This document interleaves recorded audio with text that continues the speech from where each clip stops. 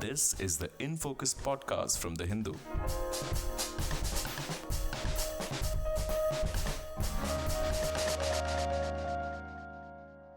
Hello and welcome to another edition of the In Focus podcast. I'm your host, G. Sampath. As Israel continues its indiscriminate bombardment of Gaza, causing thousands of civilian deaths, it has continued to enjoy the unconditional military and political backing from the United States. And last week, as the US vetoed yet another resolution at the United Nations calling for a ceasefire, it found itself almost completely isolated on the world stage. Now, Israel has been the US's closest ally in the region for a long time, but President Joe Biden seems to be in somewhat uncharted territory in terms of backing Israel, even if it means potentially compromising American interests in the region. A few days ago, he finally said that Israel risks losing international support if it continued to bomb Gaza indiscriminately. We have made it clear to the Israelis, and they're aware, that the safety of innocent Palestinians is still of great concern. Does this statement mean the US is thinking of recalibrating its support for Israel? And what is the rationale dictating the Biden administration's Middle East policy? How is Biden able to square his proclamations about commitments to international humanitarian law in the context of Ukraine with his support for Israel's devastation of Gaza? And with the US launching a 10-nation force to counter attacks by the Houthi rebels in the Red Sea, is it at risk of getting dragged into a wider regional war? We discuss all these questions and more in this episode of In Focus, and we have with us Stanley Johnny, the Hindu's International Affairs editor. Stanley, thank you so much for joining us. Thanks for having me, Sampath. So, Stanley, I was just wondering on this whole topic of US policy towards Israel. Can you give us a quick historical background? Because it's a very long association. It will be interesting to know how it has evolved over the years since the 1940s. It's been Israel has remained an American ally through and throughout. Even before the State of Israel was created in 1948, we discussed this in our earlier podcast. The United States had offered support for a Jewish homeland in Palestine. So apparently the US Congress had ratified Balfour Declaration in the 1920s, and successive American presidents had voiced support for the Zionist movement, whose goal was the creation of a separate Jewish homeland, preferably in Palestine. That's how Theodore Herzl put it, preferably in Palestine. And after, when the State of Israel was created in 1948 May, the first recognition de facto recognition came from the United States, and it came in 10 or 11 minutes, if I am not mistaken.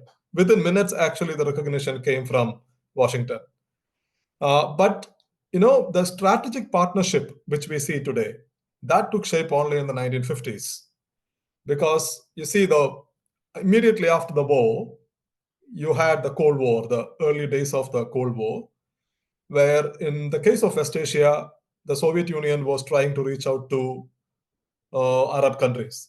And the United States was very cautious. The United States had excellent ties with Saudi Arabia. But at the same time, in other Arab countries, for example, in Egypt in 1950s, there was this officers' revolution, and a socialist president took over in Egypt, Jamal Abdel Nasser. So the Soviets were trying to, exploit the emerging situation in the region. So the United States was very cautious. It didn't want to abandon the Arab world or, let the Soviet Union to come and exploit the situation. But the Suez War in 1956, that changed America's calculus. So basically, the Suez War was launched by Israel with support from France and Great Britain without American permission.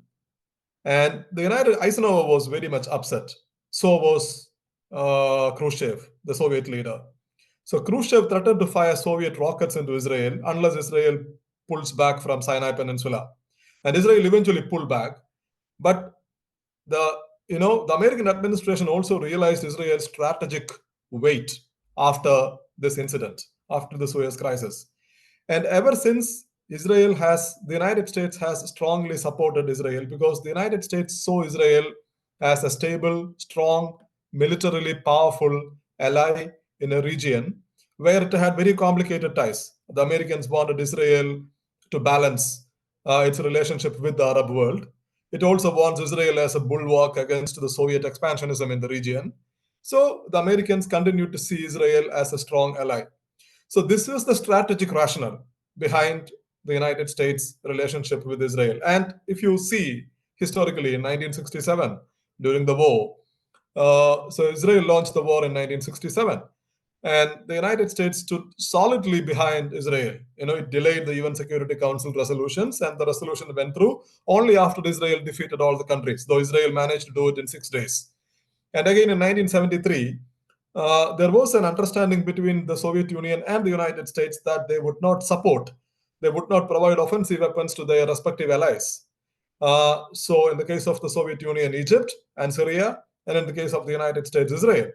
But after Israel suffered initial setbacks in the Yom Kippur War, Prime Minister Golda Meir turned to the Americans asking for offensive weapons. And the United States eventually gave in. It sent weapons to Israel, and with fresh American weapons, the Israelis actually recaptured Sinai Peninsula from the Egyptians. So, despite the oil shock, there was Egyptian blockade of Red Sea. What Houthis are doing now is what President Sadat did in the 1973. There are very interesting similarities. So, throughout these conflicts, the United States has always remained solidly behind Israel, right? And we can see that that policy is continuing. But this strategic rationale ceased to exist after the collapse of the Cold War, which the Americans won. So, but even after the end of the Cold War, the United States' relationship with Israel only got strengthened, not weakened. So, irrespective of what Israel is doing, because Israel continues to flout international laws, norms, humanitarian laws, continues the occupation of the Palestinian territories. There is this brutal occupation going on in the West Bank, settler violence, mushrooming settlements, Jewish settlements in the Palestinian land. But despite whatever Israel is doing, the United States support for Israel, remained solid. So that's what it's like what Meir Shemer said, the partnership, you can't find any other two countries so close to each other in modern history, Right. like the United States and Israel. Right. Thank you for that, Stanley. Really appreciate the detailed historical context that you've given. So I was just curious to know, Joe Biden, when he went to Israel, he said, I'm a Zionist. He's an Irish Catholic saying, I'm a Zionist in Israel. And that too, the context of, heavy bombardment of Gaza going on, so many civilians dying. So would it be fair to say, you just mentioned that, the Cold War has ended, the strategic calculus, which was the foundation for US support, that's sort of changed as well. So in this context, the US going as far as it has in unconditionally supporting Israel, no matter what it does, would it be fair to say that Biden has gone the furthest compared to other US presidents in this regard? Because we know, for instance, Obama was not at all happy with the expansion of Jewish settlements in the West Bank. Biden, as a vice president, had to sort of do a lot of work to make sure that it doesn't do anything precipitate.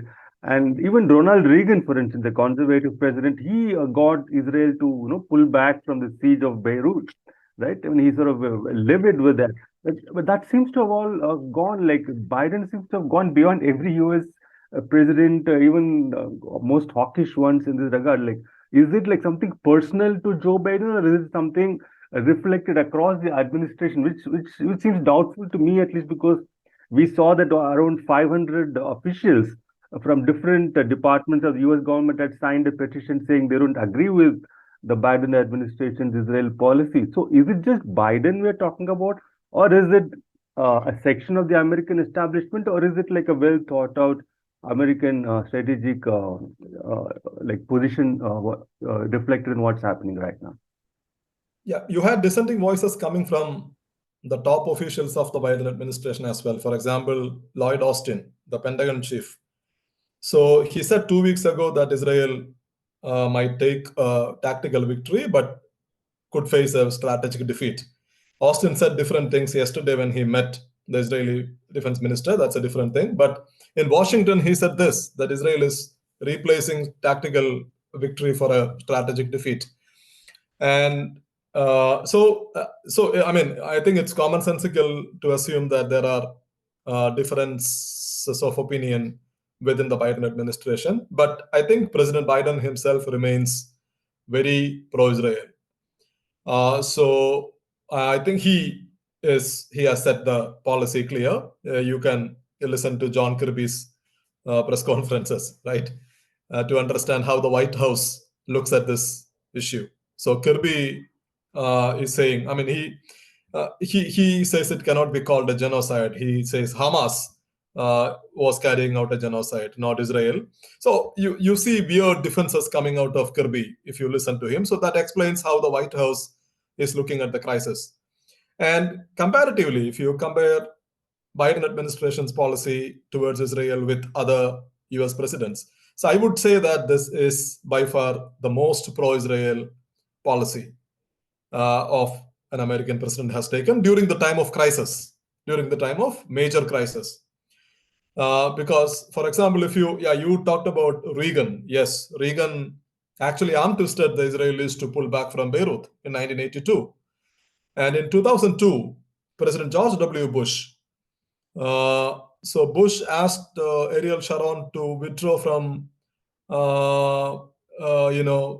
West Bank, from a military operation in West Bank without delay. And Sharon attacked Bush, indirectly calling him Chamberlain, saying that Bush is trying to appease the Arabs.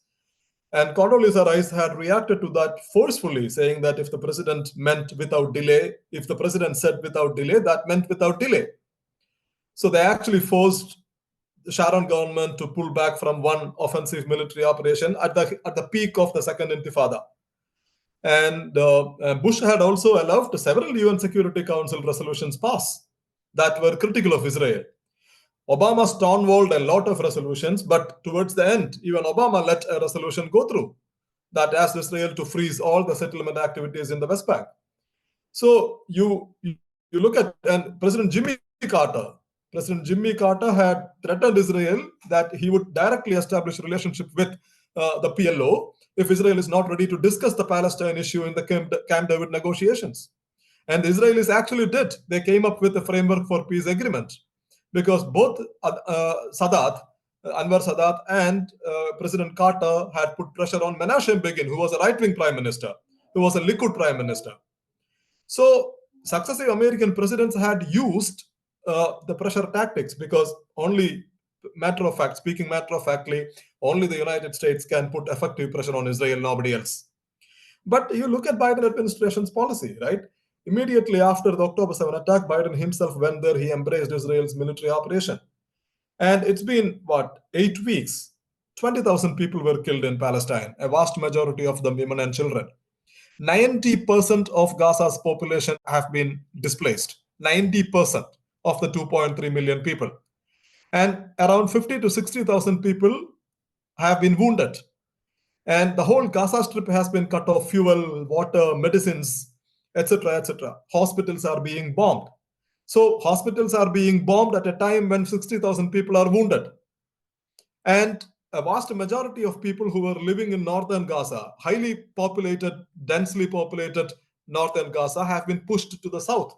And they are now living in the UN set up temporary tents.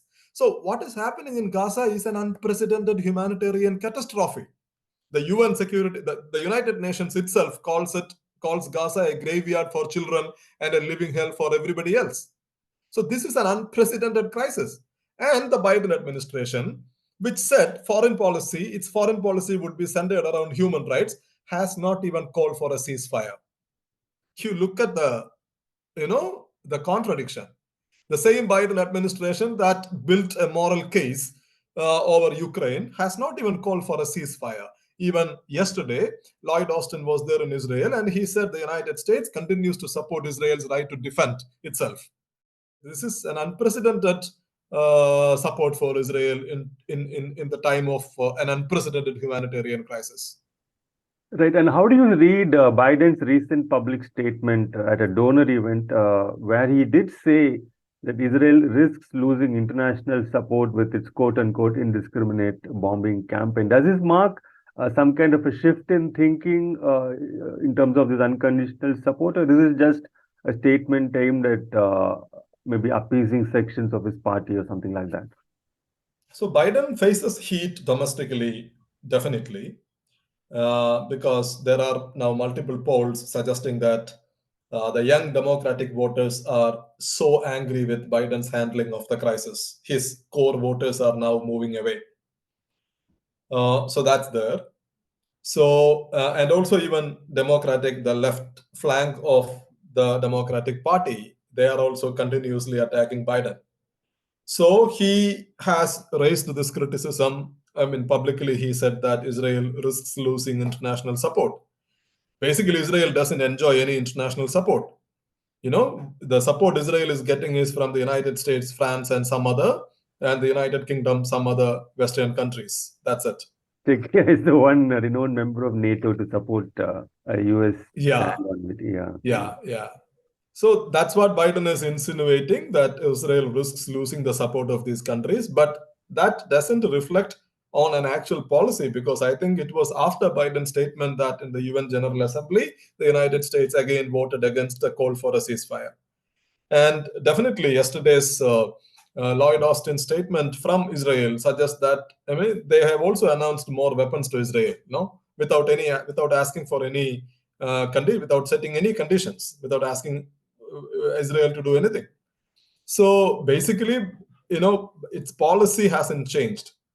If the United States wants to exert pressure on Israel, it can. Actually, it can ask Israel, to change the course of the war or stop the fighting, start talks, etc., etc. It can say that more supply of weapons are tied to some conditions. This is what Reagan did in 1982, but Biden is still not ready to do it. So I think the public criticism he raised was only aimed at appealing to his domestic political constituencies, because overall, even yesterday's New York Times poll suggests that 57% of American voters disapprove of Biden's handling of the crisis. And his approval rating has now tanked to 34%, I think, or 37%. From 39 in July, it's now tanked to 37%. So he is a hugely unpopular president. And a vast majority of American voters disapprove of his handling of the crisis. So he is now trying to appeal to his domestic constituencies. But that doesn't reflect in actual policy, not yet. We don't know whether he would change the course tomorrow, but not yet. Right. I mean, I think it's also maybe pertinent to mention here that Joe Biden is, I think, the largest, if not one of the largest recipients of donations, campaign contributions from the Israel lobby in the history of the United States. I think that's an important point as well. Now, even going back to the contrast, the comparison between you made between Biden and Reagan, Stanley, I was just wondering. I mean, generally, especially within, say, liberal debating spaces, the Republicans are portrayed as more right-wing, hawkish, whatever, veering towards extreme solutions and so on. But we have seen time and again that Democrat presidents have been more sort of friendly to war making. And in this context, what is the position of the Republicans in the US towards Israel right now? Because one sees reports which say that some of them believe the US is soft on Israel. I don't know what that means exactly. So can you explain what is the difference between the Democrats and the Republicans positioning vis-a-vis the US policy towards Israel right now? No, when it comes to Israel, I don't see an actual difference between the positions taken by both parties, at least when they are in power. So the only difference you can see was when Jimmy Carter was in power, Carter actually put pressure on the Israelis. So he went a step further to actually put pressure on the Israelis, Israel's right-wing government, to get the framework for peace agreement done, which became kind of a blueprint for the Oslo process. So when Israel agreed to sign the Oslo process, at least the Israelis had a left-leaning prime minister in Israel, and the world was also changing at that time in the 1990s. Soviet Union was gone, a whole lot of new countries were born, and Israel was also under pressure. So the Israelis were willing to have a new, and there was first intifada happening inside the Palestinian territories. So Israelis were also open to the idea of having talks with the Palestinians in the 1990s. In 1970, late 1970s, that was not the case. Actually, President Carter arm twisted the Israelis to recognize the Palestinian aspirations for national sovereignty. And Menachem Begin did that. So except Carter, I don't see any major difference whether it is a Democratic president or a Republican president. And if you look at the current Republican Party, so again, I don't see any major. They might be playing they might be playing the tactical card. For example, when Trump in an interview was asked about the chances for a peace, and Trump said that I thought that he thought the Israelis were ready for a deal, but no, they were not. The Israelis were not ready for a deal. On the other side, Trump was saying that I met Mahmoud Abbas, the Palestinian Authority president, and he was okay for a deal, but the Israelis were not. So they were, maybe I think they see that Biden is under a lot of pressure. They see that Biden's core voters are turning away. So they are not in power. They are trying to be tactical now. But if you look at the Republican establishment, they are overtly pro-Israel. Some even attack Biden of not taking enough strong position. So, and the Democrats might speak a different language, but once they are in power, they are also very much pro-Israel. So you talked about the lobby. If you look at IPAC contributions, IPAC in the last election contributed more for the Democrats. Of the $35 billion, I think a vast majority of it went to the Democrats, I think, if I am not mistaken. So, which means the Biden team. So the lobby has influence on both parties, and in the case of Republicans, the evangelical Christians who vote for the Republicans, they are ideologically committed to the state of Israel. They support the state of Israel. Even when the liberal Jews in the United States are critical of Israel's foreign policy, the evangelical Christians are for whatever Israel is doing, they support Israel and they support the Republican Party. So I think when it comes to the question of Israel, both parties, once they are in power, they are pro-Israel. Right. I mean, you mentioned about the evangelical Christians support. I think it's also pertinent to mention that there have been so many different Jewish groups in the U.S. That have protested against Israel's bombing of Gaza. They have protested against the Biden administration, and they've been willing to sort of go to jail for this reason, for justice. I think that's very interesting as well. Now, coming back again to the core question of the consequences of US's unconditional support for Israel here. Now we see that the Houthis of Yemen have been attacking commercial shipping and US military vessels in the Red Sea as a protest against its support of Israel and supplying weapons to Israel. And the US now has announced a 10-nation force to protect shipping in the Red Sea and to counter the Houthi rebels' attacks. So this could lead to a confrontation possibly. And is the US at risk of getting drawn into a wider war in the region because of this? I mean, other presidents have avoided getting drawn into. We know that Trump, for instance, avoided taking on Iran, despite all the noise he made. Obama, too, he went and did a nuclear deal with Iran when he was under pressure from the Israelis to sort of take on Iran militarily.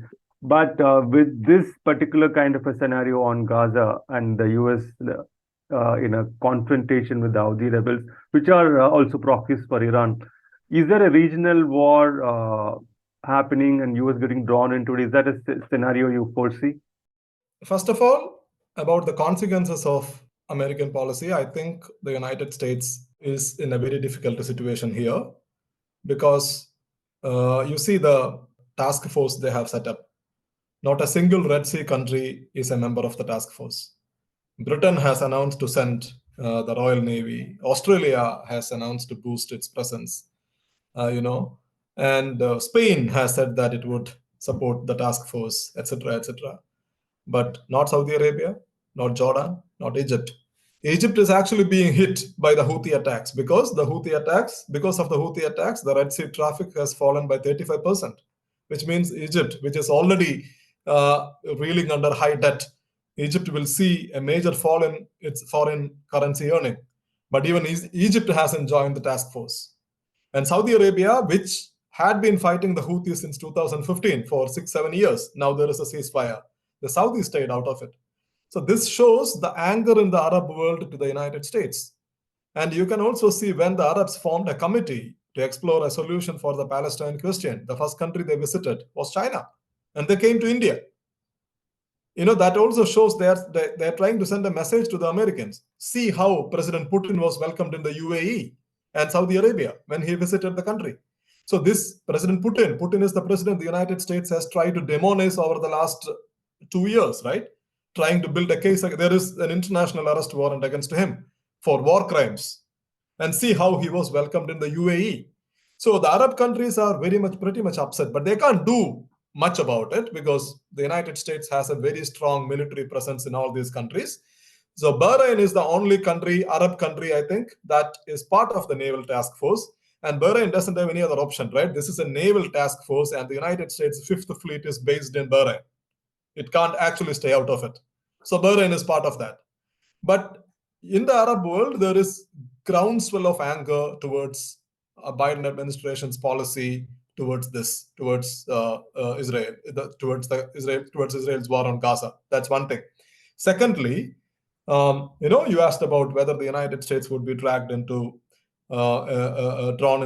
a larger crisis. So actually, the crisis is escalating because the Houthis, initially they thought that the Houthis are only issuing threats. But, when they started attacking ships going through Red Sea, so it became a major economic nightmare now for Israel, for Egypt, and for others also, because this will, at least 5 global shipping giants had suspended operations to the Red Sea. So they will have to take the circuitous route around Africa to reach European waters. So which means shipping costs will go up, insurance costs will go up. So this is a major disruptor for global supply, global trade. So what the United States can do here, this is the question. Arab countries are not cooperating with the United States' effort to set up the naval force. But the United States has a strong naval presence in the waters. But the problem is that what can they do? One is to intercept the Houthi attacks. That is one thing. Second is to bomb the Houthi positions. Third is to launch a ground invasion. I think the United States would not do the third option. It doesn't want to launch a ground invasion in Yemen, which would be disastrous. And the second offensive option is to start bombing Houthi positions. But the Houthis survived Saudi bombing for 7 years. And Saudi Arabia is just across the border. And the repeated Saudi bombing failed to dislodge Houthis from power, and they only became stronger over the course of the last 7 years. And Iran always finds a way to continue to supply weapons to the Houthis. Now they have drones, and they have missiles, they have ballistic missiles. They don't have any naval presence, so they can't impose a blockade on Red Sea like Sadat did in the 1970s. But their strategy is rooted in sea denial. So they can use their drones and missiles to deny the naval route to other ships, which is what they are trying to do now. So America, they can intercept Houthi attacks, which they've been trying to do. But beyond that, they don't have any practical options before them. So this is a very tricky situation. While at the same time, Houthis are actually escalating the conflict, turning Red Sea into a battleground. So what the Houthis wanted, is to put pressure on Israel indirectly to stop the Gaza operations. So I don't see a possibility of the United States being drawn into an actual war in Yemen, but the United States would try to, maximize its presence and its allies' presence in the waters, and would try to intercept Houthi attacks to make the waters safe. But that is not going to be easy for them. Right. That I think it's a quite tricky situation for the US here. I think the 3 options you outlined, bombing versus ground invasion versus intercepting, I think none of them is going to really solve the problem, which is, viability of commercial traffic in the Red Sea. And I think there is a line of escalation which is open here. One more thing, Sambat, just to add to this. When the war began on October 7, many people thought that it would be Hezbollah that would escalate the conflict, because Hezbollah is an Iranian proxy. Right. Houthis are also called an Iranian proxy. And if Hezbollah escalated the conflict, Israel could have started an all-out attack on Hezbollah just across the border. Israelis did it in 2006. So that's what many people thought. But the surprise angle was that it was Houthis who escalated the conflict. This is some roughly 2,000 kilometers from Israel's coast. So Israel cannot invade, and Israel cannot start an all-out war against the Houthis, which is across the Red Sea. And this has put, whoever has taken the decision, whether it is the Iranians or Houthis themselves, but the decision to activate the Houthis to escalate the conflict has actually put the United States in a spot instead of Israel. Right. I think that's a very important distinction here. And the United States is under a lot of pressure because a lot of these big companies involved in trade are companies which are American or with large American shareholders. That's an interesting point as well. One last question, Stanley, before we wrap up. We're running out of time. Biden has also expressed concern, according to news reports, over the lack of a clear end game in Gaza, as in Israel's end game in Gaza. I mean, you go on bombing, your objective is to destroy Hamas. And when would you know that you've destroyed Hamas? And what happens once you destroy Hamas? Like, what is the end game? And what kind of an end game would Biden be happy with? I mean, you destroy Hamas and everybody goes home. Like, what exactly are they talking about here? From Blinken's statements, I think what the Biden administration wants is that the Palestinian Authority of Mahmoud Abbas to take over Gaza once the war is over. So this is their proposal. But Netanyahu has repeatedly shot that down. Netanyahu says no, he won't accept even the Palestinian Authority in Gaza. And Israel's president the other day said that, Herzog said that